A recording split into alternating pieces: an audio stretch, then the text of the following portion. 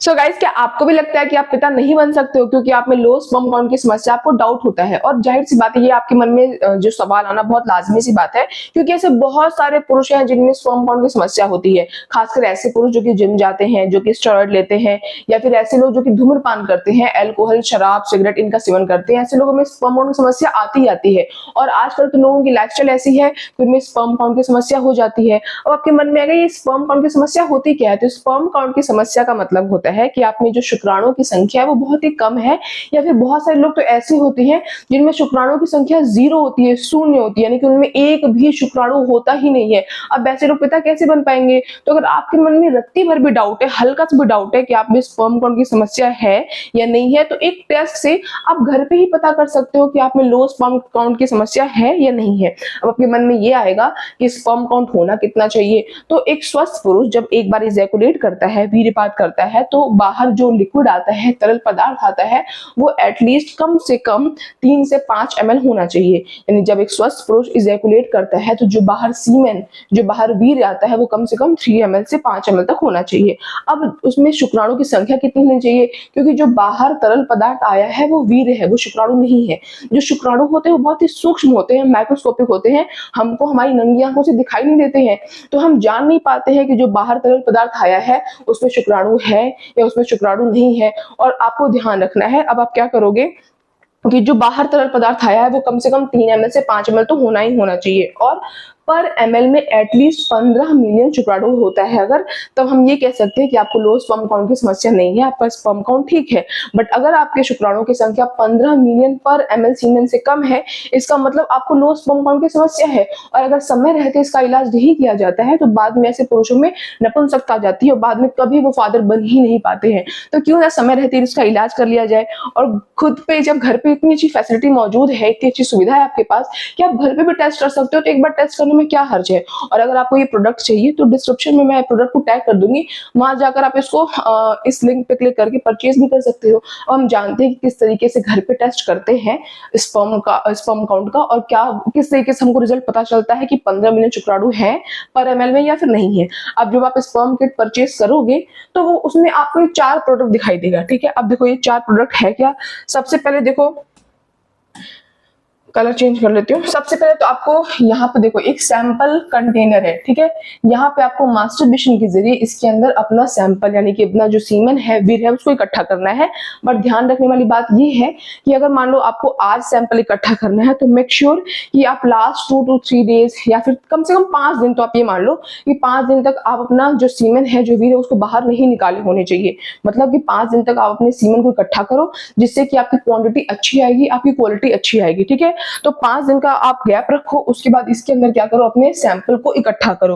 अब उसको 15 से 20 मिनट के लिए या फिर मैक्सिमम 15 से 30 मिनट मान लो, उसको छोड़ देना रूम टेम्परेचर पे, ताकि जो आपका वीर्य है वो लिक्विफाई हो जाए, यानी कि थोड़ा सा उसकी जो कंसिस्टेंसी है, पहले वो बहुत थिक होती है, तो जब थोड़ी देर के लिए आप छोड़ दोगे तो थोड़ी सी वो उसकी जो कंसिस्टेंसी वो पतली हो जाएगी, थोड़ी थिन हो जाएगी, ठीक है। तो सबसे पहले तो आपको सैंपल कंटेनर में अपना सैंपल को इकट्ठा करना है। उसके बाद सेकंड नंबर पे क्या करना है, दूसरे नंबर पे आती है ये चीज। अब ये क्या होता है, इसे कहते हैं सीमेन ट्रांसफर डिवाइस।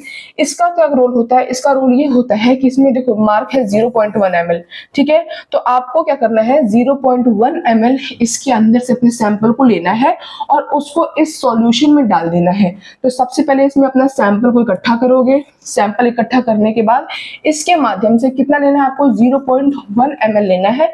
इसके अंदर से लोगे, कब लोगे, 15 से 30 मिनट लिक्विफाई होने के बाद, ठीक है। इसमें से लोगे 0.1 ml, इसमें से निकालोगे और इसके अंदर उस सॉल्यूशन के अंदर डाल दोगे। ये सॉल्यूशन क्या है? ये सॉल्यूशन है डाइल्यूशन बफर। आपके मन में आएगा ये सॉल्यूशन क्या है, ये किसका क्या रोल होगा, क्या करेगा ये। तो इसका देखो 2 बहुत बड़ा रोल है। पहला रोल, ये डाइल्यूशन काम करेगा, मतलब कि पहले जो आपका वीर्य है बहुत गाढ़ा होगा तो उसको पतला करने का काम करेगा। दूसरी चीज क्या करेगा कि सैंपल में मौजूद जो sp10 नामक प्रोटीन होता है, sp10 नामक, आप sp को स्पर्म प्रोटीन कह सकते हो, तो जो sp10 नामक प्रोटीन होता है उसको सक्रिय करता है। ये जो आपको स्पर्म टेस्ट किट दिख रहा है ना, ये जहाँ पे दिख रहा है आपको S का मतलब होता है सैंपल, T का मतलब होता है टेस्ट लाइन और C का मतलब होता है कंट्रोल लाइन। इसमें आपको डालना होता है अपने सैंपल को, और जो ये टेस्ट किट होता है ये sp10 नामक प्रोटीन को ही डिटेक्ट करता है, जिससे कि पता चलता है कि आपका जो स्पर्म काउंट है वो 15 मिलियन पर ml है या नहीं है। ठीक है, तो आपको बात समझ में आई। आपको 4 चीज मिलेगी। सबसे पहले इसमें अपना आपको सीमेन इकट्ठा करना है, इसके माध्यम से 0.1 ml इसमें से निकालना है, फिर इसके अंदर डाल देना है। ये डाइल्यूशन बफर है, ये आपके वीर्य को पतला करेगा।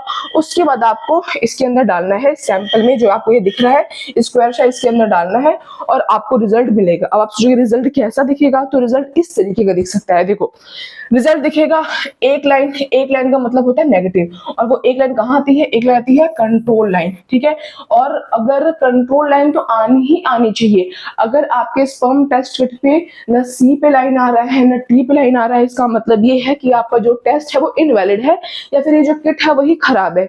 तो अगर ऐसा हो जाता है तो आपको दूसरा किट परचेज करना पड़ेगा, क्योंकि इसका मतलब ये किट या तो खराब है या तो कुछ प्रॉब्लम हो गई, आपका जो टेस्ट है वो इनवैलिड हो गया।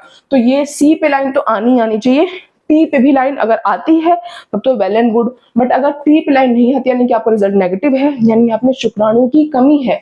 और अगर आपका C पे भी लाइन है, T पे भी लाइन है, तो C पे लाइन का मतलब ये है कि टेस्ट फिर बिल्कुल सही है, टेस्ट वैलिड है। और T पे लाइन का मतलब ये होता है कि आपका टेस्ट भी अच्छा रहा, पॉजिटिव रिजल्ट आया आपका, यानी कि आपका पर ml 15 मिलियन शुक्राणु है, आपको शुक्राणु की कमी की प्रॉब्लम नहीं है। और अगर आप इसका स्क्रीनशॉट लेना चाहते हो तो जो मैंने समझाया वही चीज पे लिखी हुई है। यहाँ पे आप क्या कर सकते हो, इसके माध्यम से आप चाहो तो बाद में भी स्पर्म टेस्ट किट परचेज करके वहां पे अपने सैंपल को डालकर आप चेक कर सकते हो कि आप में 15 मिलियन शुक्राणु है या नहीं है, कि आपको फादर बनने में प्रॉब्लम है या नहीं है। अगर आपका टेस्ट मान लो नहीं पॉजिटिव आता है, नेगेटिव आता है, तो घबराने की कोई बात नहीं है, आप डॉक्टर के पास जाओ। हो सकता है आप में अभी बहुत ज्यादा प्रॉब्लम ना हुई हो, समय रहते इलाज करा लोगे तो प्रॉब्लम बहुत जल्दी सॉल्व हो जाएगी और आपको फ्यूचर में आपको जल्दी गुड न्यूज मिलेगा, फादर बन पाओगे। और एक बात और ध्यान रखना है कि बाप बनने की जो काबिलियत होती है सिर्फ और सिर्फ स्पर्म काउंट पर निर्भर नहीं होती है।